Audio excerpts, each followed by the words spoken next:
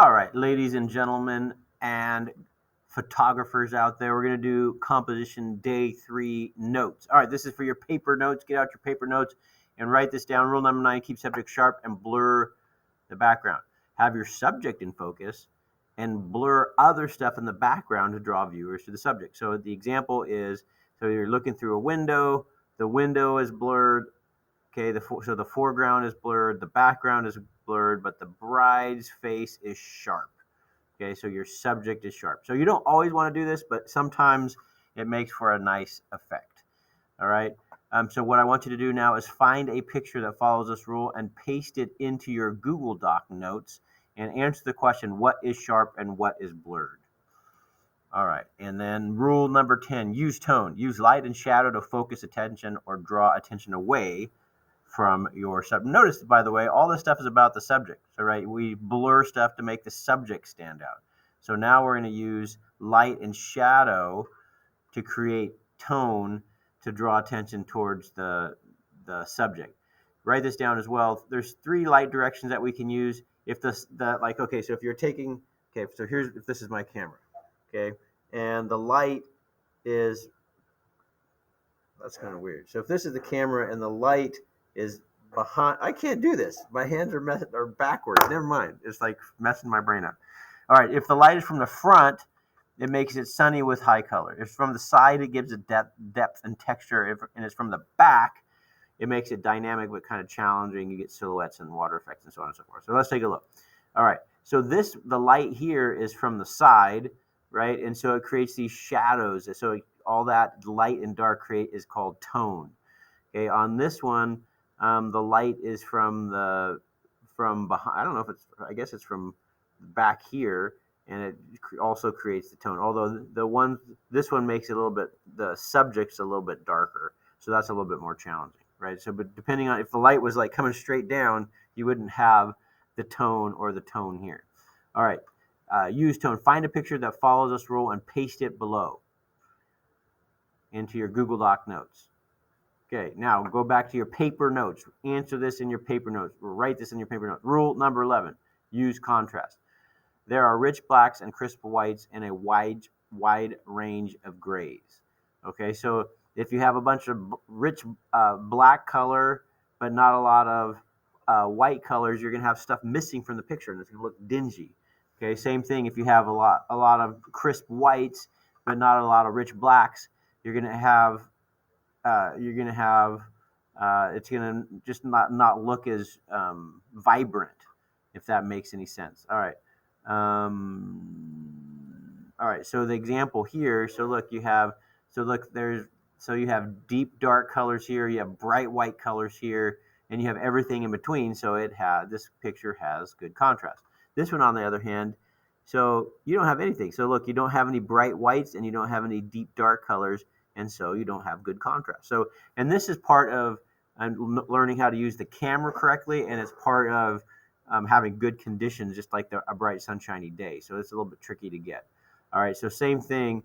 So on this one just kind of interesting because so on this one you have bright whites, and you have the darker colors here.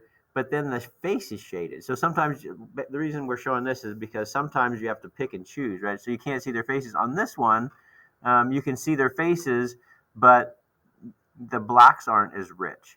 So anyway, you have to take your pick sometimes based on the conditions. But you can fix some of this with the camera settings. All right. Next one, Rule 12. Write this down in your paper notes. Avoid mergers. Remove objects not essential to the composition or eliminate them by changing the camera's perspective. So you can move the camera to get rid of mergers. A merger is an object or a line in the background that intersects with the subject in a distracting way, such as a tree or a telephone pole.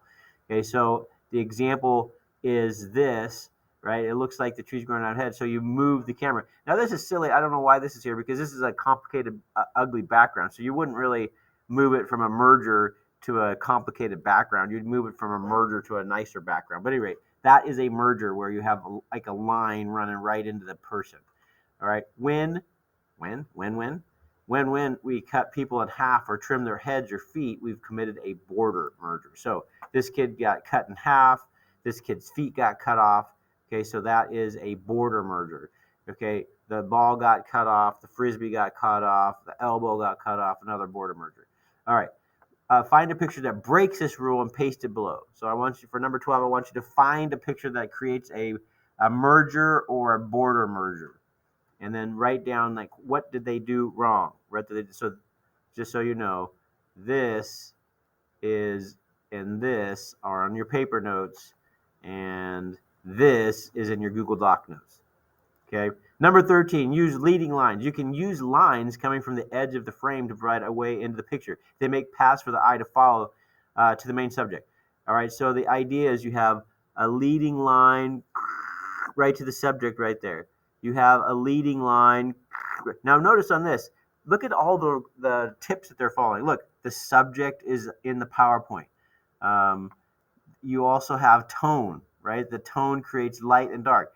And the tone creates lines that are leading to the subject.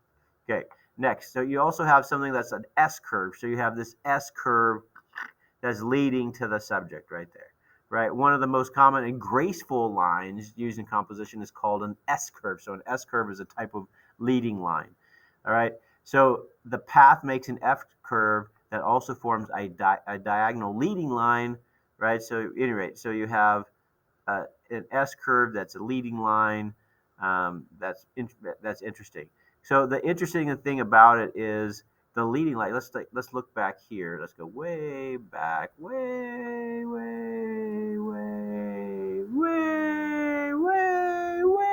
Wait, where'd it go?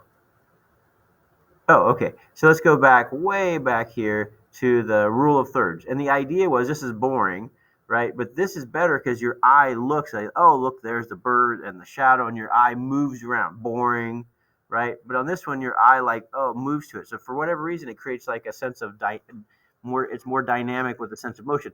The same thing with the S curve. The S curve does the same thing, maybe even in a better way, because for the same reason, it makes your eye move, like, oh, your eye moves through the picture. It makes the picture more dynamic. Okay. All right. Use leading lines or an S curve. So now we're switching from our paper notes to our Google Doc note. Find a picture that follows this rule and paste it below. What is the curved line? What is it leading to? So ideally, you have a subject in one of your PowerPoint grids, like that. All right. All right, now we're done with learning about composition. We're done with learning, but here's our quiz. What is composition? What is point of view? What is framing regular? Why should you blur the background? Should you always blur the background? How should you use tone? Maybe it should be how shouldn't you use tone? Why should you have good contrast? What is a merger? What is a border merger? What is good about leading lines and S curves? I don't know if I answered that class. Why should you have contrast? Wait, is that the one? Oh, no, that's not. Never mind. Okay, next quiz question. What are they doing wrong? What are they doing wrong? What are they doing wrong? What are they doing wrong? No, just kidding. On this one, what are they doing right? What are they doing wrong? All right, and then we're going to go on to naming conventions. Part 4.